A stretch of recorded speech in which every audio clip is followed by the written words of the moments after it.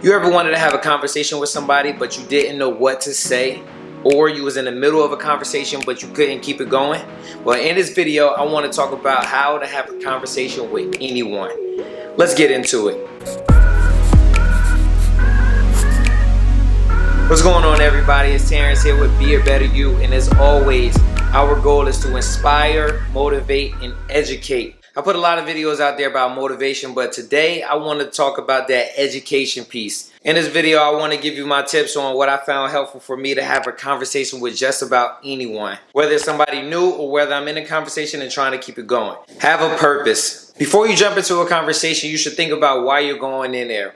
You should think about what's the goal, what you expect to get out of it, what do they expect to get out of this conversation. Like, just take for instance, if you're trying to talk to somebody new, you should figure out what their interests are, what things that they like, what are their hobbies. Or if you're at work and you need help with something, maybe you should tell them about the project. In both of these examples, you can see that there's a purpose. That's why it's crucial that you have a purpose, because without that, your brain will be scrambling just to come up with topics, or you might end up asking those generic questions about the weather. Or even worse, you might find yourself into that empty space or that awkward silence that nobody likes, right? Or if you're already in a conversation, it might continue to drag out because you don't know when to stop. And the reason you don't know when to stop is because it didn't have a purpose.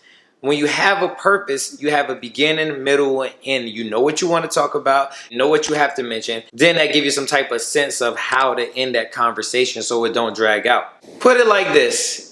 If you aren't getting in a car to go for a drive to clear your head, then typically you have a destination. And that's how all great conversations should start. That destination equates to having a purpose. You know where you're headed. You have a goal in mind. You have a destination. You have a purpose. Now, I know some of you might be saying, I can talk about anything, or I don't need a purpose. And that's good. And by all means, if that works, continue. And most of those conversations are just very general. But if you do find yourself struggling to have a conversation, then this is the video for you. Another great thing about having a purpose is that it makes you stand out, especially when you're in the middle of networking. Consider the environment. You should know who you're talking to. You should understand the reason why they're there. And you should also know whether or not it's the appropriate time. But let's say you're out at the bar, right? And you see somebody that you want to talk to. It is very annoying trying to talk to this person over the loud music or over anything that's going on in the background. Every 5 seconds you have to yell just so you can repeat what you said because they didn't hear it the first time. So that's part of knowing the environment. Or say, for example, you're at work and your boss just got out of a meeting, right? There are certain clues that can tell you whether or not his meeting went well or whether it went bad. And if you pick up on those clues that shows that that meeting wasn't so good, maybe that's not the time to bring up the raise you've been thinking about, right? Another thing when it comes to considering environment is that I don't want to touch on, but I feel like I have to because I've seen it a number of times. Fellas, this is for you. Not all women wants to be approached during their girls' night out. Sometimes they want just that. They just want their girls' night out. So consider the environment. Now, if everything on the checklist maps out who you're talking to, why they're there, is it appropriate time? Make sure that the pace is right and there aren't any distractions. Focus on the other person. Like I mentioned in one of my other videos, focus on the other person. This is one of my favorite, if not one of the best tips. It's almost like a cheat code, focusing on the other person. It takes the spotlight off of you and it requires them to talk more. This puts you into a place where you just have to ask questions. But when it comes to asking those questions, you have to make sure those questions are unique and also specific to what he or she is talking about. Let's look at a unique question, right? Feel free to leave in a comment a unique question if you come up with one that's better than this one. So instead of asking, how are you today? How about you ask something like, what has been the best part of your day so far? That question makes it so they can't give you a generic answer. They're going to mention a number of things. And also in the midst of that, you have time to now sit back and think of more questions to ask. But like I said, those questions have to be geared to what they're talking about. So if the other person mentions anything about taking their cat to the vet, your follow-up question shouldn't be, did you catch the Patriots versus the Steelers game? You have to still pay attention, which also brings me to my next topic. Actively listening. Doing this will put you in good standings with the other person.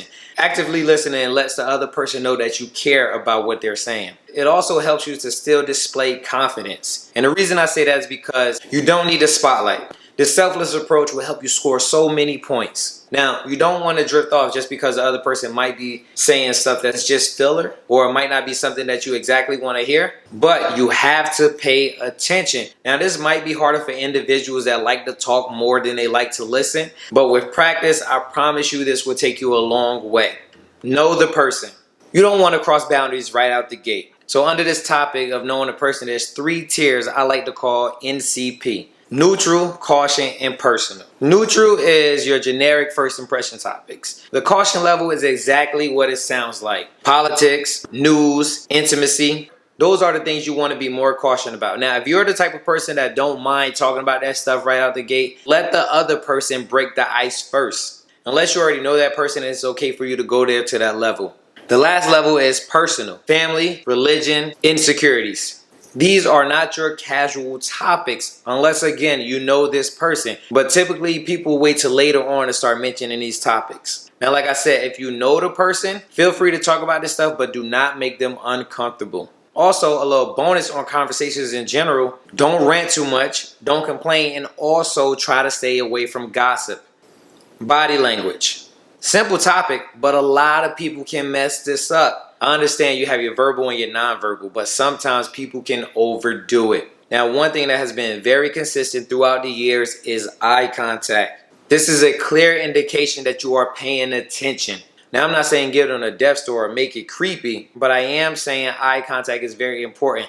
Also, when it comes to body language, you don't want to be standing in front of somebody and you just doing this all day while they're trying to talk to you, or something like this. That can make the other person uncomfortable or even put you in an awkward space. Now, back to the eye contact. It's okay to let your eyes wander off sometimes, but you want to have a healthy balance of locking in on them and also looking away. Last but not least, be genuine.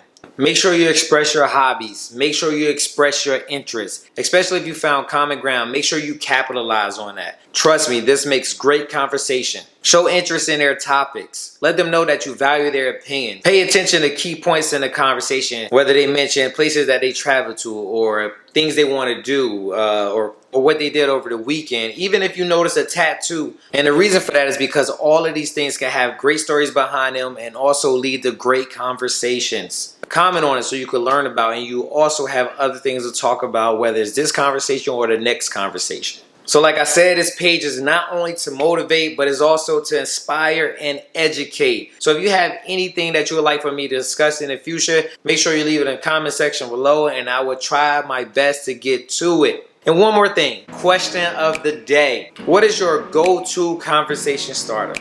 Let me know in the comment section below. Also, if you like this video, make sure to leave it a big thumbs up, share the video, subscribe to the channel so you'll be notified anytime that I upload videos. And as always, our goal is to inspire, motivate, and educate in hopes to helping you be a better you.